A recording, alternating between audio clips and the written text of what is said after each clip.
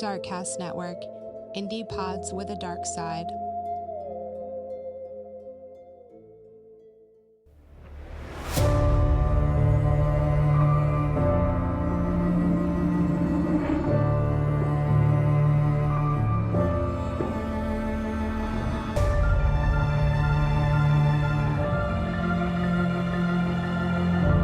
Hello and welcome back to Fuck That. This week we're going to be getting into part 2 of what happened to Brandon Embry. I'm doing something new this episode. I'm really excited. I am going to be using external audio. Some audio is going to be between myself and Sarah, although I'm just editing what I say out because it's not important, and between Sarah and other people. So before I play the audio between Sarah and other people, I'll let you know, but just note that it's really hard for me to control the volume of both Sarah and the person she's talking to because she's recording it, so her audio is a little bit louder. If you're listening with headphones, just be careful before that audio plays because I tried to level out as best as I can, but there are some parts of the audio that's significantly louder. So if you have headphones in, take them out and don't give yourself tinnitus or turn the volume down. We left off in part 1 around February 27th, 2020, when Detective Johnson decided to close Brandon's case after less than 5 months of investigating and just over 1 month of investigating for herself because she took over the case when Detective Sudduth got promoted. And at this point, there is somebody that Sarah is very suspicious of. And this person is somebody that Brandon had met in 2019. Before I get into that, I'm going to use 2 anonymous sources. They are one of her ex-boyfriends and her estranged husband. We think they're divorced or separated. I'm not exactly sure if they're fully divorced yet, but they are estranged. And these sources were very important pieces of putting together the story that I'm going to tell you of this woman named Cassandra. And these sources also confirmed a pattern of abuse between this woman we're discussing today and all of her former partners. So both men have been super communicative with Sarah, and they've been super helpful because of the current state of this case and due to how dangerous I think, and pretty much everybody else agrees, that this woman is, and based on the people that she associates with, I'm keeping her previous partners' names anonymous out of respect for their privacy. After Brandon relocated to North Carolina, he began using dating apps in the area. Brandon was used to long-term relationships and wanted to have a partner, and he ended up meeting somebody during this time. This person's name was Cassandra. And on Wednesday, September 18th, just 5 days after Brandon had passed, Sarah's daughter-in-law received a message on Facebook from this woman named Cassandra Welch. I'm going to read this exactly how it was written, so if it sounds insane and just like a giant run-on sentence, it's not me. Hey, I know you don't know me at all, but you're Brandon Wesley Embry's sister, and I was your brother's girlfriend from mid-May until his passing. I met him on a dating app called Hinge. He sent me a text with a crying emoji on Tuesday the 10th, and I haven't heard from him since, and I was a worried mess since then, but he never told me your mom's name, but you had a sister that was in Kentucky. I found out the hard way yesterday when I went by his apartment at Park Place in Asheboro on South Church Street yesterday evening, and some woman told me he had died. I hope you know how wonderful of a man he was, and that I thought the world of him. He said he had a hard breakup with the girl before, but I was different and he loved me. I know he did. And then there's a break in the screenshots of the messages, but she talks about his birthday on September 7th. But he was babysitting your parents' dogs and missed me only by a few minutes, I guess. So I went up to check on him yesterday after days of phone going to voicemail and endless texts, and some strange woman told me at his apartment complex on South Church Street in Asheboro. She says that twice, like exactly, and it's very weird to me, but that she believed he passed on. I called the cops and they said there was an incident last week, but he had been released from the hospital on the 12th when his phone was still receiving message, and then Friday is when they stopped being received. I don't know what happened to the man that stole my heart, but I'm sorry if I'm intruding, but I hope you know he is deeply missed by me and loved very much by myself and my dog Toby. He was a special human and man in my life with lots of stories I loved to hear. Submarine life to going back to Seattle one day and hating on living in the South. He hated it as much as I do. I wish you and your family well. I'm sorry for your loss and mine, but he is watching over us now as our angel. One thing it made me really angry when I read it, and it makes me angry reading it to you all right now. I'm sorry for your loss and mine. I just feel like That is a really strange thing to say to somebody that just lost a relative and they have no idea who you are. And it seems very selfish, but just something I noticed. So Sarah's daughter-in-law sees these messages and she's like, this is kind of strange, but it doesn't seem like there's anything intentionally harmful behind it. So she tells Sarah. And Sarah decided to reach out to Cassandra herself. One thing that I want you all to remember, because this is going to come into play later on in the episode, was one very specific line that she sent in that Facebook message. And it's, I was your brother's girlfriend from mid-May until his passing. So Sarah reached out to Cassandra immediately because she was dying to put the pieces together of what happened to her son the last few days that he was alive. So it was close to the end of the month, and she finally responded. And from that point on, I was in communication with Cassandra almost daily, extensive messaging on Facebook Messenger, and also phone calls, sometimes phone calls that lasted for hours on end. After Sarah and Cassandra initially connected, they decided to meet in person. And during their initial meeting, they met at Dunkin' Donuts and got iced coffees together. After, they decided to grab a meal at a local restaurant, but according to Sarah, the meeting was very weird. Sarah noticed that Cassandra walked with what she described to me as a weird twist and limp. Sarah also told me that she felt very uncomfortable during this initial meeting because the way that Cassandra was looking at her. I could just feel her like staring at me, and I didn't think too much of it. Honestly, I was just really happy to talk about my son. Sarah and Cassandra met a handful of times through November. With each encounter with Cassandra, Sarah grew more and more suspicious that there was something dark about her. Cassandra talked about her relationship with Brandon with Sarah in the most grandiose way. Cassandra gushed that she and Brandon were soulmates, they were going to get married and have lots of children. Cassandra even told Sarah at one point during their relationship that she was pregnant with Brandon's child, but had miscarried. She even sent Sarah an ultrasound that had no name, date, or any other identifying information. I asked Sarah when exactly she became suspicious of Cassandra. Sarah told me that while it obviously grew over time, it happened pretty much immediately during their first encounter. Cassandra's weirdness didn't stop at the dead stare without blinking. Cassandra also had a lot of really weird things to say, and Sarah shared 2 of them with me. Cassandra told Sarah about how she and Brandon went shopping one day and they ended up not paying for a blender. When Brandon went in to try to pay for it, they told them it was okay, just take it. And then Cassandra said to Sarah, it's like we got away with murder. And Sarah recounted that she thought it was really strange to say to somebody whose son died under very mysterious circumstances. Cassandra then told Sarah about how she met Brandon and about her ex-husband. And she said that she met Brandon on a dating app, that she was talking to Brandon, that she met through this dating app, when she caught her husband in bed cheating on her. And then she just looked at me just stone cold and said, I could have killed him for that. And it was just icy. The iciness, the way that she said it, the way that it came across, the look in her eye. Maybe just because my son had just died, I think at that point I just felt like she was involved. And from there, it just got worse. It just got more information just kept coming that I was sure somehow she was involved in my son's murder. As Sarah communicated with Cassandra more, it became clear that her lies were so numerous that it was impossible to keep up. Sarah made sure that she documented everything and relayed all information to Detective Sudduth, who was still investigating Brandon's case at this time. And Detective Sudduth completely agreed with Sarah. In text messages that I personally read, Detective Sudduth articulates that there is something off with Cassandra and that she needed to be investigated further. So they performed a background check on Cassandra, which I will elaborate on later. One thing before I get into a lot of the lies that she tells, we could only verify that Cassandra has one sister, yet she tells everybody that she had a twin sister who died in a car accident. She also claimed to have a brother who was the reason Cassandra allegedly got into some trouble with the law. What you're about to hear is Cassandra's account of how she ended up in jail in a conversation with Sarah.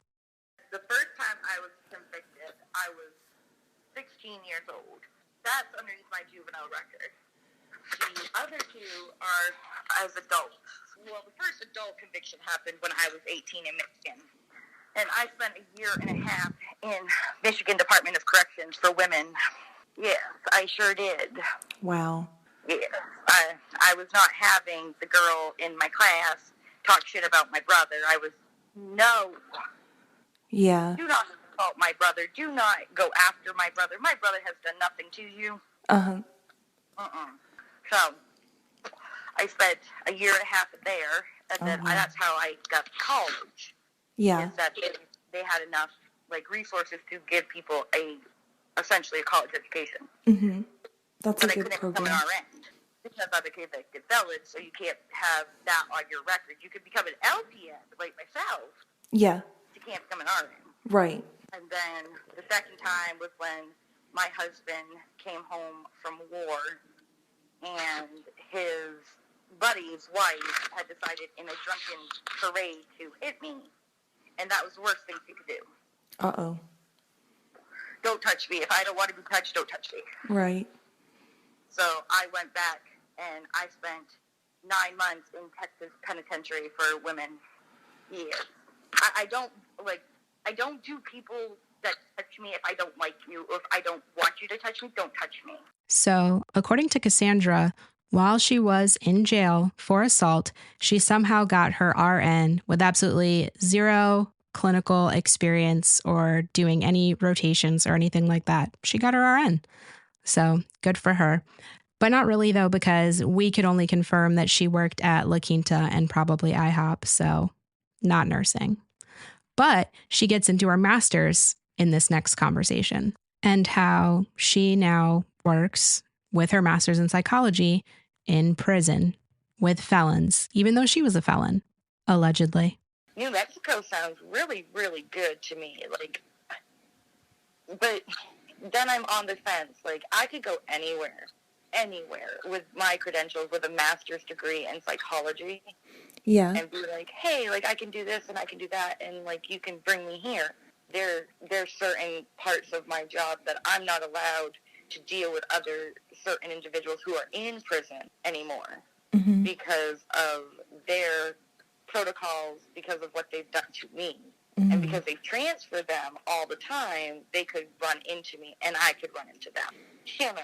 My brother thinks it's interesting going to a stage 5 penitentiary, and they're all lifers, is an interesting concept to him. I'm sure that her imaginary brother found her imaginary degree very fascinating indeed. I would too. Remember how I mentioned that background check? Well, guess what? Cassandra's record was clean. She was not a felon. She didn't go to jail. And remember that ex-husband she told Sarah about? Well, he wasn't an ex. Sarah ended up getting in touch with Cassandra's estranged husband, and this is what she had to say about their conversation. I almost felt like, although it was just a voice call, I almost felt like with the tone of his voice, it was this light bulb going off when he heard about Brandon. Cassandra had actually told her husband about Brandon, but she used a different name. She used the name Sean. I think the light bulb was going off for her husband because he had heard small details, but he hadn't heard the whole story. So as we go on talking, it upset him. He saw Brandon's photo, and honestly, he was in tears to think about his spouse being involved in something like that. I continue to talk to her husband. It starts coming up that her husband had also been sick. We realized her husband had been sick almost as soon as she entered his life. He even shared some health records with me where he had went to the hospital and he had symptoms almost exactly like Brandon's. You could literally exchange Brandon's name and her husband's name and their symptoms would be the same. Their hospital visits were almost exactly alike in some instances. Dialogue between Sarah and Cassandra's exes painted a very, very dark picture. Not only was Cassandra abusive, but she also tried to take advantage of every single person she was ever close to. I'm going to play some audio between Sarah and one of Cassandra's ex-boyfriends, who I'm going to keep anonymous as well. I used to work on an offshore boat, so she'd tell my bank that she was married to me, but she weren't on my account or nothing. I used to go on 2-day trips out on the offshore boat. And then I'd come off the offshore boat and she'd tell me how she cashed my check for me, had the bank let her cash it. So that went on I'd say she probably cashed, I want to say like 5 or 6 checks before I actually called my bank for her to stop doing that, so they wouldn't let her do that. It's like I told them I wasn't married to her or nothing, so I don't know why she was allowed to cash my check. Not only did Cassandra try to steal from her ex-boyfriend, but she was really harmful to him as well. After being abused and stolen from, he finally had enough and tried to kick her out of the apartment they shared together. He called the police but was told that he needed to give her a 30-day eviction notice because even though Cassandra never paid rent, she lied and said she did. After she found out, she got agitated and wanted revenge. The clip I'm about to play has 2 breaks in it, and it's where I'm omitting his name from the conversation to keep him anonymous. And she went to a bunch of friends and told them that beating on her, in the reality of it, she was hitting him. She'd get like agitated over like little things. If you told her you couldn't go out to eat or something, if you ain't got enough money, she'd get like agitated, punching you and stuff. It was obvious that Cassandra enjoyed intimidating people, and one of the ways that she did this was faking a felony background and also telling people that she was in the mafia. Cassandra told Brandon that she was from Russia. She also told this to Sarah, but what she also told Sarah is that her family was part of the Russian mafia, which also wasn't true. But this isn't the first time that she used the mafia line. And she used to tell him stories of how her uncle was in the mafia? Her uncle was supposed to be mafia. But it doesn't stop there. Remember how she said she was pregnant with Brandon's baby, but she lost it? That wasn't the first time she said that either. But she did that to... She was pregnant. She told she was pregnant, and then when everybody noticed she wasn't gaining weight, and nobody caught on to the fact she wasn't actually pregnant until she looked at them and told them that the doctor couldn't figure out how to get the baby out. That it died inside her and had to take it out. Through dialogue with Cassandra's exes, Sarah learns that pretty much everything she says is a lie. She doesn't have MS, even though she tells everybody she does, and she walks with a fake walk. And remember when I read that Facebook message that Cassandra sent to Brandon's sister-in-law? Well, in that message, Cassandra claimed that their relationship began in mid-May, but Facebook messages that Cassandra sent to Sarah say otherwise, and I'm going to read through the texts. My bracelet says the Viking and his woman. He bought it for me Valentine's. Sarah says, aw. Cassandra says, yep, he got me 6 red roses and my bracelet and told me before he gave it to me what he bought me. So it seems that Cassandra was involved in Brandon's life in February, which is when his health issues began. Since we're talking about Viking bracelets, let's talk about 2 different but very important bracelets that are pivotal to this story. During one of the first times Cassandra and Sarah met, Cassandra ordered a bracelet on Etsy in front of Sarah and stated that she was going to take some of Brandon's ashes and put them inside. Again, Sarah and Cassandra only met between the end of September and November, so not even 2 months within Brandon passing, and she's telling Sarah that she's going to take some of his ashes and put them in a bracelet, not asking. Very odd behavior.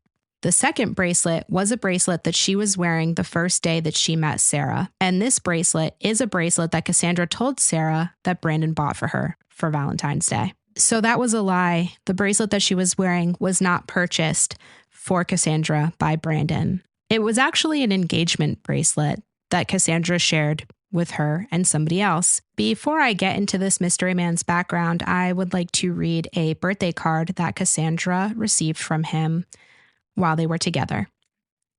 Quote, here we go again, birthday time, the one time a year you get to spank a girl with no remorse. By the way, since I'm locked up, yes, he's in jail, I get to save them up. When I get out, get ready. You won't be able to sit straight for a week. That's romantic. For more reasons than one. Anyways, moving on. Happy birthday, girly. It seems like just yesterday you were turning 20. Now you're 21. Crazy. You're growing so quick. That line's going to sound really disturbing to you in about 2 minutes, so hang on to that one.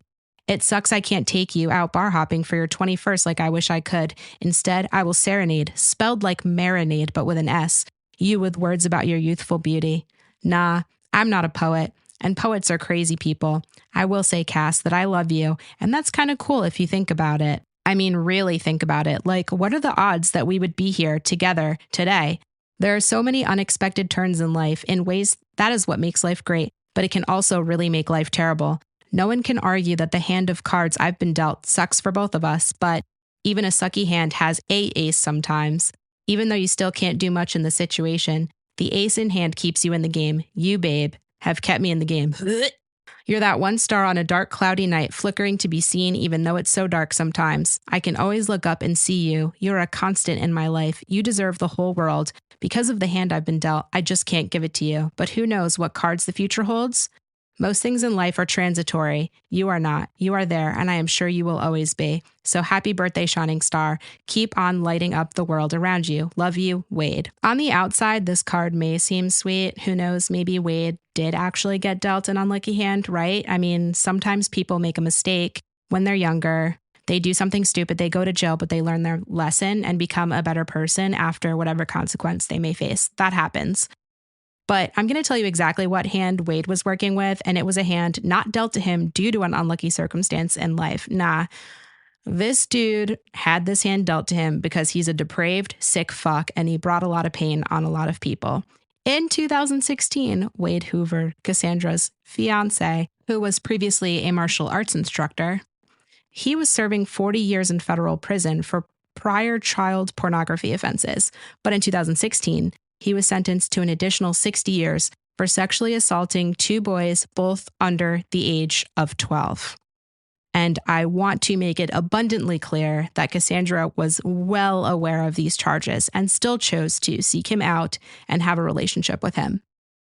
It's unclear how Cassandra and Wade crossed paths, but they're both from Maine, and Wade was a martial arts instructor, and Cassandra had her black belt, I think, in karate, like the least coolest of all of the martial arts. Sorry if you do karate, but it's true. So that's probably how they met. But one extracurricular relationship with a dangerous felon was not enough for Cassandra. Nope. She needed more. She additionally had a relationship with an inmate in Maine, also her native state, named Michael McNaughton. This guy's super fucked up. In 2013, Michael McNaughton and an accomplice lured a 20-year-old man down a dirt road along under false pretenses and then stabbed him to death with a screwdriver while also strangling him with a brake cable. McNaughton was sentenced to life in 2016. So, 2 really great choices in men, I think. Sadly, infidelity was not something new to Cassandra, and it seemed like she just needed attention from as many people that she could get it from at the same time. And then after we got dating a little while, she'd take off for a couple days, which I knew she's probably cheating anyways at that point, take off for a couple days and come back. That happened a few times, and I told her I was all set with stuff like that. Wow. Then he found out she didn't have her own cell phone. He refused to pay for her own cell phone. He found out that she was using his phone while he was at work to talk to other guys and was lying to him and saying, oh, it's my brother, oh, it's a friend that's like a brother. And then he was finding very provocative pictures on his phone. It was clear that the more Sarah learned about Cassandra's past, the more concerned she was that she was involved in Brandon's death.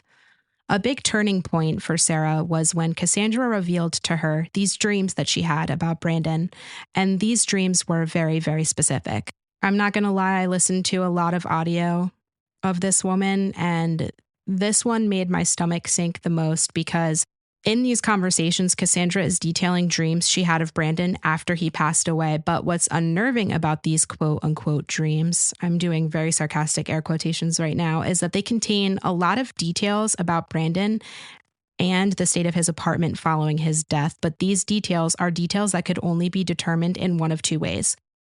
Unless you believe in clairvoyant dreams, I don't. So these are my 2 ways. 1, the person describing these details was there when it happened. Or 2, the person describing these details was able to somehow gain access to crime scene photos that, at that point in time, Asheboro Police Department did not yet release to, not even to Sarah.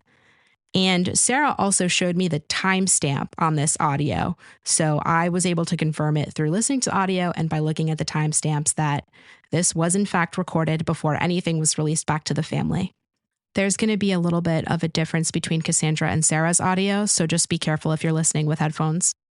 So the first one is he's laying in bed, and he's just laying there, and then he gets up out of bed, and he's in my dream, it's the same exact thing that he did when he got out of bed to begin with, when I would spend the night there. He would hit the ground, but then he would do those weird arm over the arm head stretches thing, whatever those are called. He would do those, and so he did these in my And then he walked to the bathroom, comes back, and he sits back into the bed. And that's my first dream.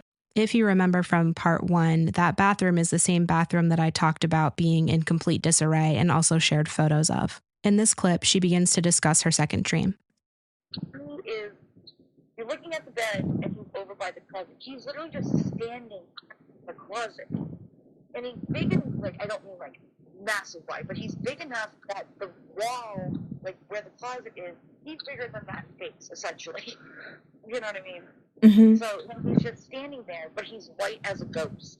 Like, white as a ghost. Like, I would never understand why he was so white in my dream, but he was whiter than orange. He just stands there. He's just, like, guarding the closet for whatever reason. And then the third one is he's in the bed.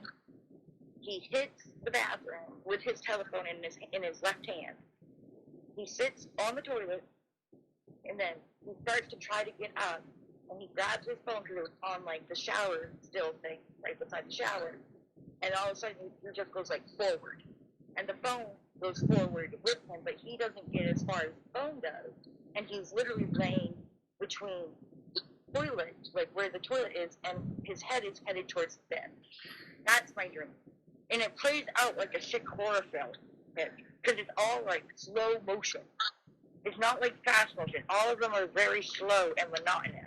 In that audio, she seems to completely describe the placement of his phone, which ended up flying under the bed. And she also is able to pretty much describe where his body was found without knowing where his body was found. And additionally, in the first dream, she focuses on that closet. And if you remember looking at the photos, and I talk about it in the episode as well, those doors were completely taken off the track for that closet.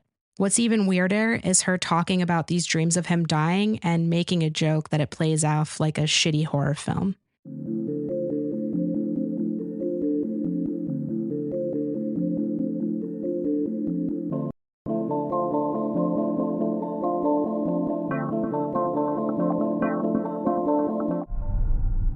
So when Cassandra continues to talk about her dreams, she continues to kind of try to guess around at what happened and how it happened.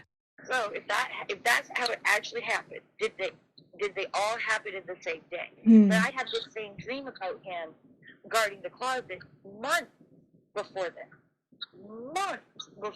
And I woke him up the night, freaking the hell out about it. Because I literally had no idea. Like, I was, like, shaking him to wake up. I was like, you need to wake the hell up. Wake up. Cassandra then goes on about how she tells Brandon about her dream, and he assures her that it's just a dream and not to worry about it. And then she asks Sarah what her opinion is.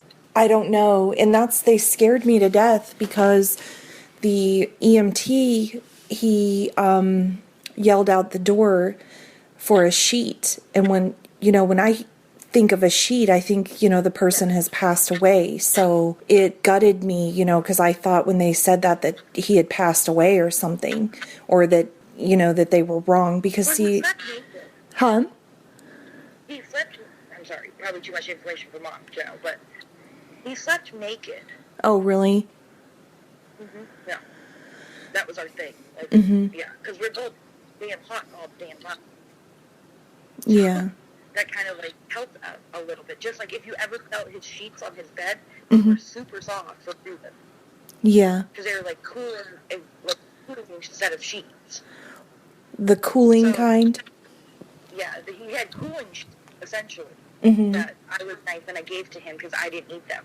Yeah. But that being said, so if they needed a sheet, he was naked then. Mm-hmm. That might explain why he's on the toilet and he has no shirt on my dream. That makes perfect sense. Like, he could have been. He really could have been on the toilet and fell forward, and if you think about, he's a big boy. He's not a little tiny scrunt over here. He's a big man, you know what I mean? So if he fell forward, but there'd have to be some sort of, like, head trauma there. Mm. You know what I mean? Like, if that's in that autopsy report, that might make sense.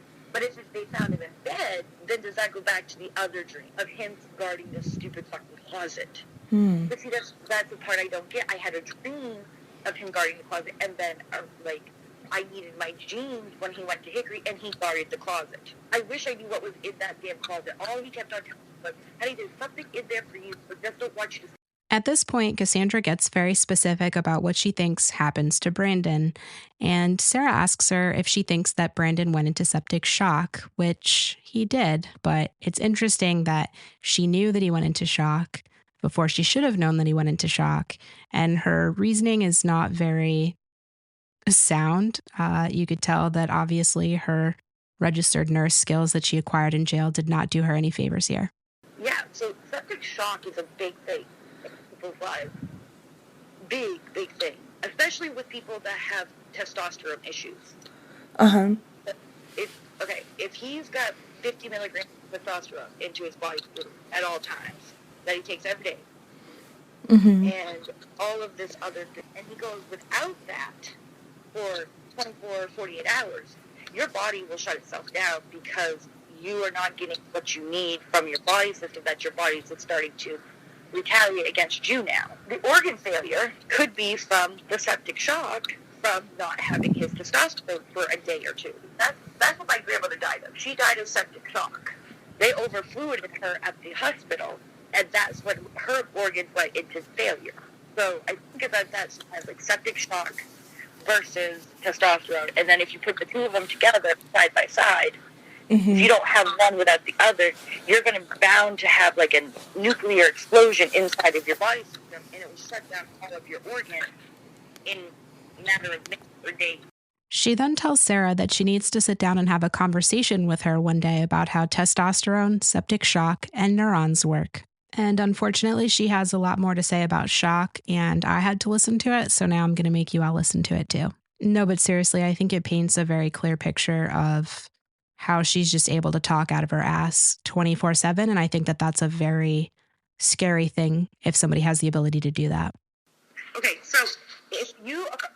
I have to explain this to you in normal terms. So your body goes into shock. You know, like when you, like people that are allergic to bees, right? And they go into anaphylactic shock. Kind of the same deal when your body has a heart attack. So when your body goes through the heart attack stages, the first stage of this is like when your heart hurts and your chest feels very tight. And that's the signs of a heart attack. The second part of this is when starts in your ears and it moves down, and then you'll start to feel like you'll get numbness in your fingertips, and then your body just goes into shock after that. So you don't feel anything essentially from your ears down after, I would say, like medically speaking, like 45 minutes. Your body just goes into like this shock mode of, hey, like something's not right here, like my body's doing weird things and I'm not grasping it. After the shock wears in is when your body essentially starts to tingle like everywhere. If you're still not convinced by Cassandra's medical background, by that dialogue, then here's a clip from one of her ex-boyfriends that might convince you that she is legitimately a registered nurse with all of these fantastic credentials. Supposedly, she was always in trouble. Supposedly, when I went out with her, she had to go to jail for 3 days. It was supposed to be 6 months, but somehow she got out. And she tried to tell you she worked at Maine General as a night nurse. She tried to tell me she worked at Maine General as a night nurse. So I called Maine General up and said, hey, is a girl named Cassandra Welch here? And they're like, no, that person doesn't work here. So I questioned her on it. It's like, well, you don't work there. They said they don't know nobody by that name.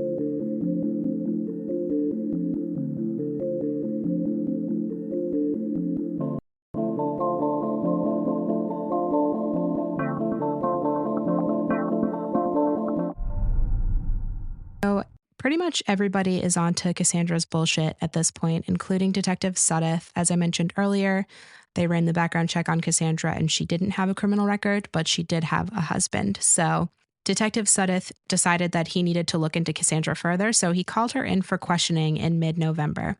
On November 15th, Cassandra reached out to Sarah, panicking over being called by Detective Suddeth, and this sent her into a downward spiral. During the phone conversation between Sarah and Cassandra, Cassandra drones on and on about how stressed she is about the detective calling her and how she can't understand what he wants. And Sarah is left to try to calm her and reassure her.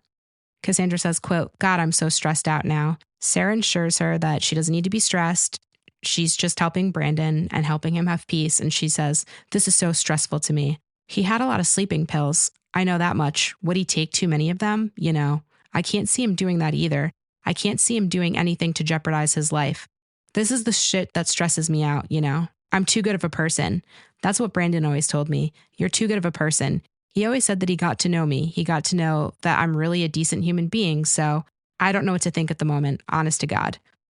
It's just really confusing to me that she's so concerned when she was his alleged fiance, but not really, and was one of the last people to speak to him, obviously. So all she would be doing is clarifying some more uncertain details in the last few days of his life. But she's obviously stressed out because she has something to hide, maybe, because she's uncomfortable, maybe, all of the above. Cassandra returned Detective Suddath's call, and she did agree to come down to the Asheboro Police Department, which she was scheduled to do on November 18th. Detective Suddath called her on the 18th to confirm, but she didn't answer. Cassandra called Detective Suddath back later that day and told him that she was sick with food poisoning and would call him back later that week to reschedule. Cassandra finally met with Detective Suddath on December 4th, 2019, and according to his account, he spoke to her between 1:30 to 5 o'clock.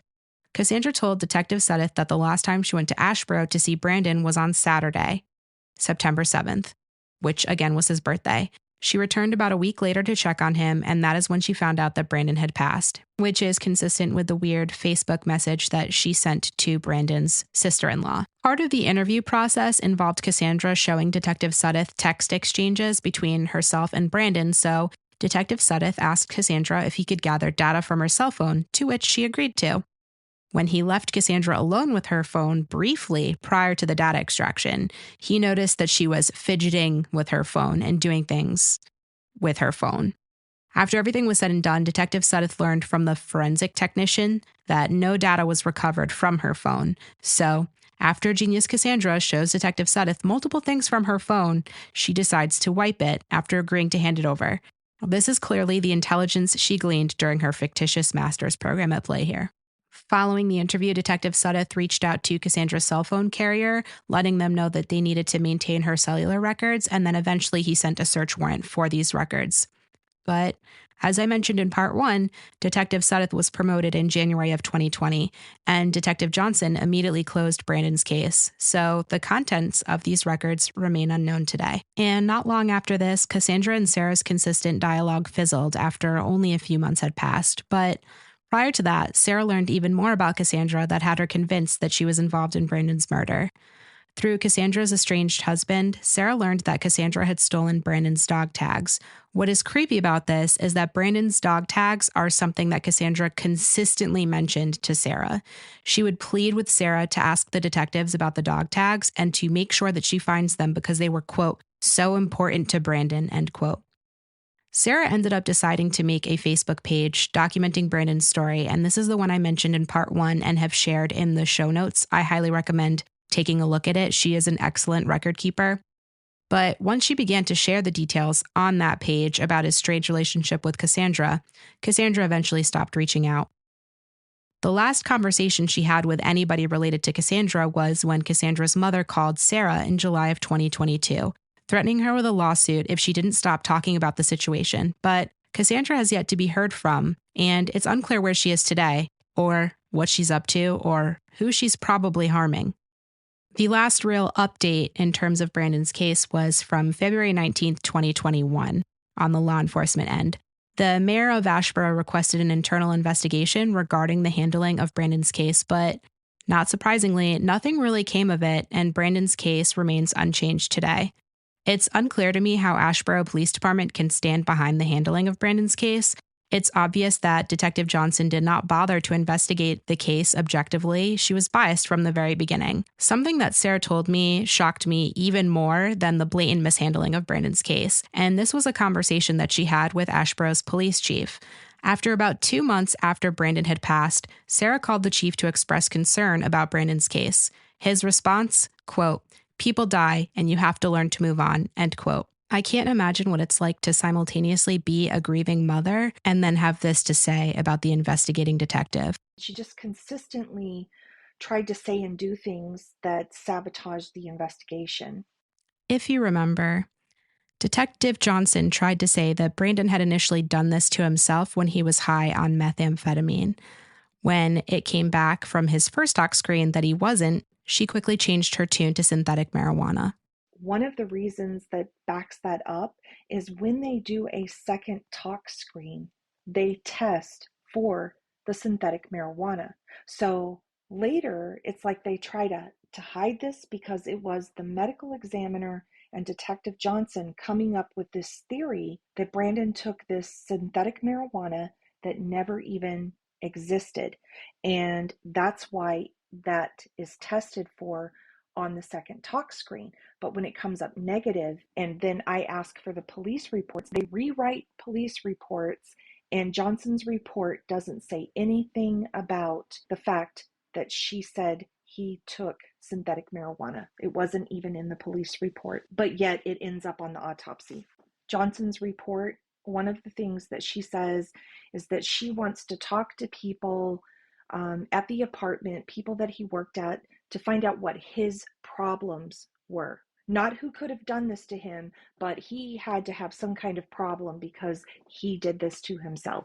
I mean, there's nothing about her talking to the people that he last spoke to that had been involved in his life that came up on the search warrants for his phone records.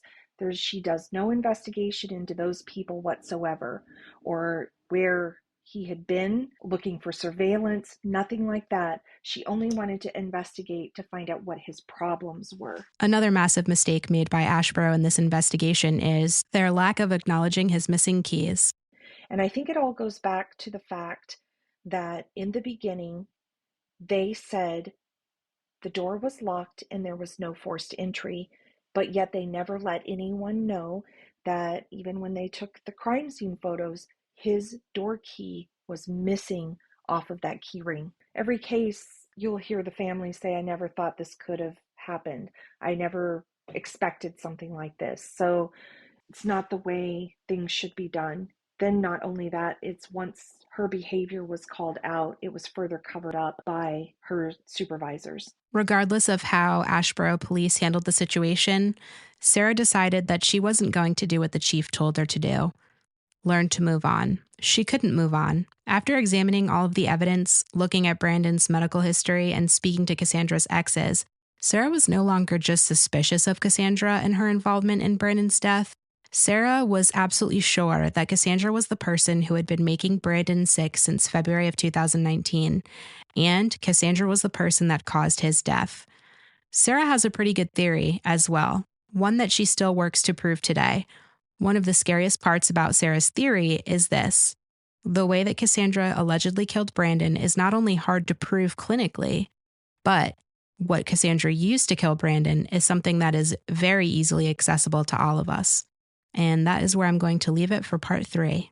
If you liked what you heard today, you can find me on Instagram at fthat_pod, Facebook, TikTok, Twitter. I think I got them all. Is at fthatpod. Please like, subscribe, review. If you have any case suggestions or just any suggestions, feel free to shoot me an email. I'll link it in the show notes. And I'm going to be linking Sarah's socials for Brandon as well in the show notes.